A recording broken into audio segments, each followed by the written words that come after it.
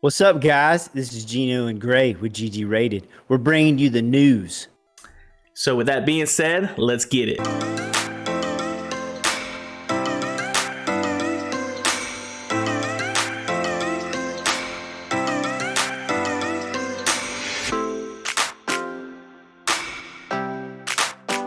So we're going over a few things as far as news goes.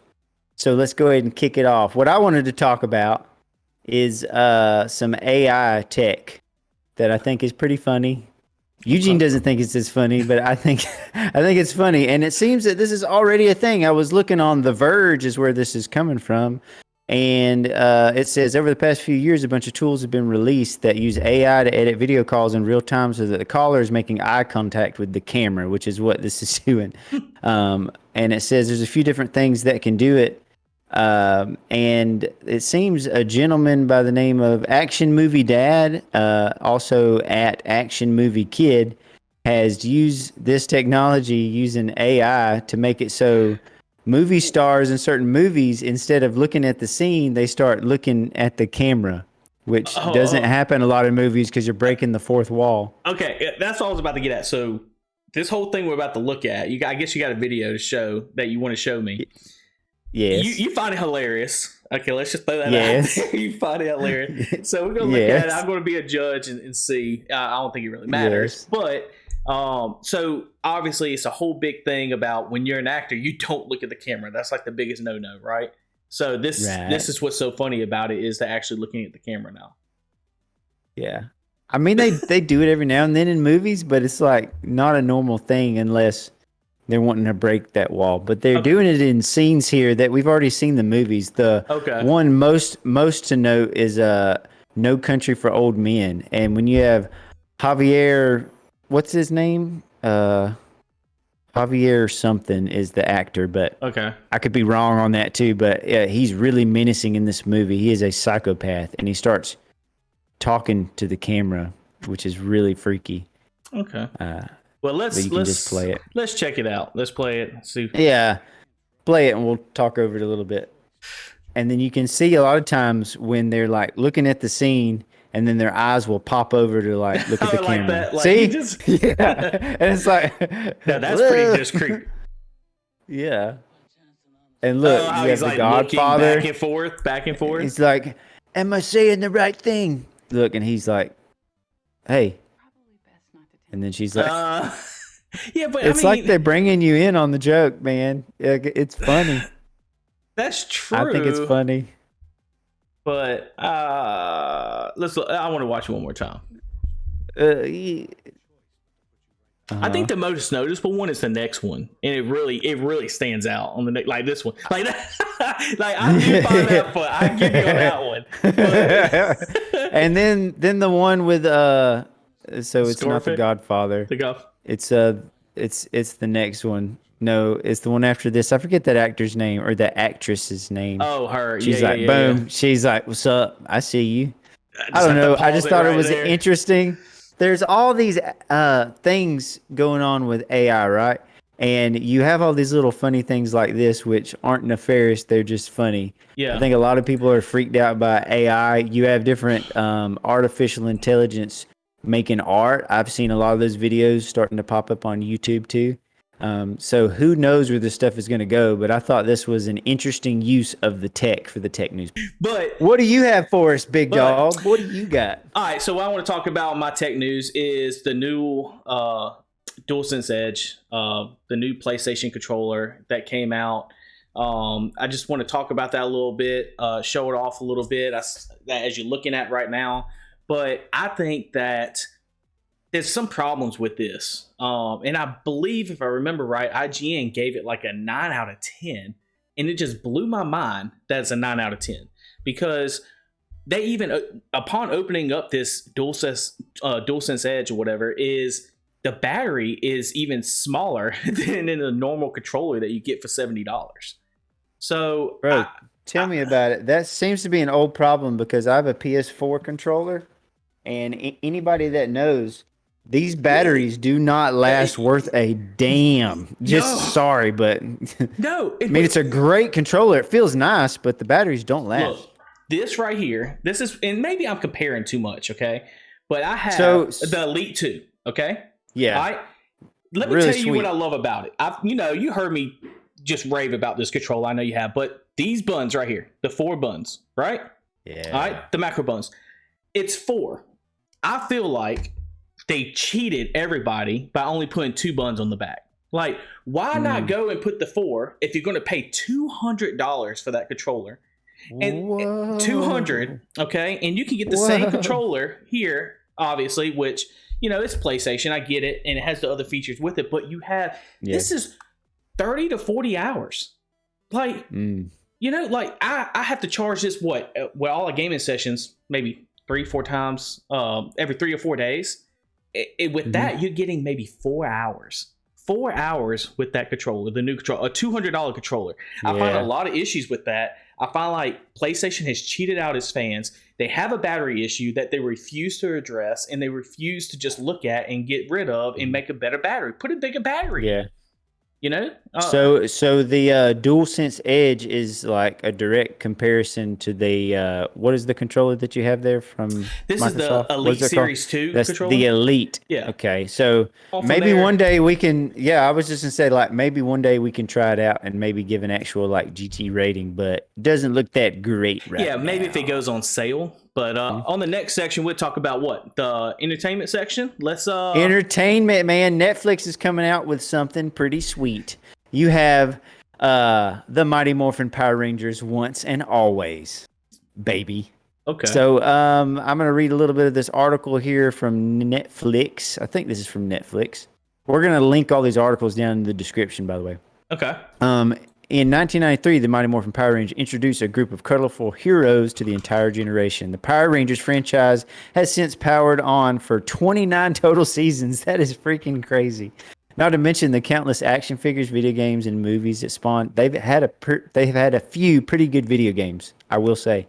Now, ahead of the 30th anniversary, a pair of original Rangers are joining forces with some of their successors for the scripted team-up special Mighty Morphin Power Rangers Once and Always. Yes, prepare to be singing Go-Go Power Rangers like a kid on after-school afternoons and Saturday mornings. So it's looking like this is coming out April 19th. You're going to have Mighty Morphin Power Rangers Once and Always will premiere on Netflix. And now, this is the OG Power Rangers, right? A lot of the OG Power Rangers that we grew up with? Yeah, it's looking like it's going to be a team up with maybe the Power Rangers now and some of the old Power Rangers. They're probably going to stick it in a story. It's going to be a special, so I'm guessing it's going to be kind of a longer form episode of Power Rangers. I have since kind of fell off of Power Rangers. I will check it out every now and then, and I will say that the action and all has gotten really sweet. Yeah. I think I stopped watching after Power Rangers in Space. I actually really liked that. Yeah, but big Power Rangers fan from way back. Yeah, I'm excited about it. Hopefully they, I don't know if a lot of people know this, but Netflix in March is cutting down on password sharing and all that. So I think a lot of people might be missing out. That's some news too, man, because I didn't know that. Yeah. So hopefully it doesn't affect the people, because I think it's coming out like April, I think. So yeah, April 19th. Is that what I said? April 19th. April 19th. Yeah. Yeah. So I mean, it's happening in March, so that's probably going to cut a lot of subscribers. They'll eventually probably come back, but you have a lot of these kids and stuff like that, and which I guess that will. It's probably going to be more in line to the adults, right? With this Power Rangers, because it's the old Power Rangers they're talking about in with the new Power Rangers, right? Right. And dude, I can only imagine what it would have been like if you had the late Jason David Frank still here. He ate up screen time in anything he was ever on. I just hate that. I miss that guy. Is he not going to be in this at all? Well, I don't know if they might have filmed some stuff before he died. I'm not sure. Okay. Right here, it's saying that two of the actors who helped launch this phenomenon, Walter Emmanuel Jones and David Yost, reunite. That is, Walter Emmanuel Jones is the Black Ranger, and Zach Taylor, let's see. Zach Taylor is the Blue Ranger, Billy Cranston. Okay. So, I think the only thing is the Pink Ranger is not going to be there, right? I think you mentioned that to me the other day. So it's saying that Catherine Sutherland as Pink Ranger Catherine Cat Hillard, alongside will be the team that stepped in as the second group of Rangers. So this isn't the original. Oh wait, okay. So look, you have Cat Hillard, Steve Cardenas as the Red Ranger, Rocky DeSantos, which is the character's name, and then you have Johnny Young Bosch, who was actually like the next. I believe he was like the next Black Ranger, wasn't he? I think I don't know. Johnny Young Bosch. So he was in the Power Rangers movie. Oh, I know. Yeah, Johnny Young Bosch, and he actually does a lot of voices for like anime and stuff. He was the frog on the Power Rangers movie. Like he was the one that got the power I remember that of the big frog. Time. Yeah. That movie is awesome, by the way. I mean, you can't get better than those movies. Love it. Yeah. Well, I'm definitely excited for it. I'm glad you kind of brung it up, and I think it's going to be super exciting to get a chance to just look at the old suits again and everything on the show. So we might have to do a viewing on Twitch and look at that. Guys, totally. just to throw in, make sure if you're watching, you enjoying this content, make sure you subscribe and continue to follow us. Let's go into my other thing that we need to talk about real quick. It's the top of the news right now. It is The Last of Us, on HBO Max. And I mean, just to kind of talk about it, everybody's been talking about it, everybody knows about it, but it's based on The Last of Us game, right? I have to say they did an awesome job. The first episode debuted at 5.7 million people viewed it on the first episode, which is it's the second best viewing of a show compared to Game of Thrones, House of the Dragons. The thing I really like about it the most, I have to say, is the second episode. And have you seen it? Gray? Have you seen the second one? I haven't seen it. No, I played a little bit of the game, but I haven't seen any of the series. So the second episode, what I just have to touch on, and it was amazing, is I watched kind of the behind the scenes on it, and that was the first thing that they tackled on this series is the clickers.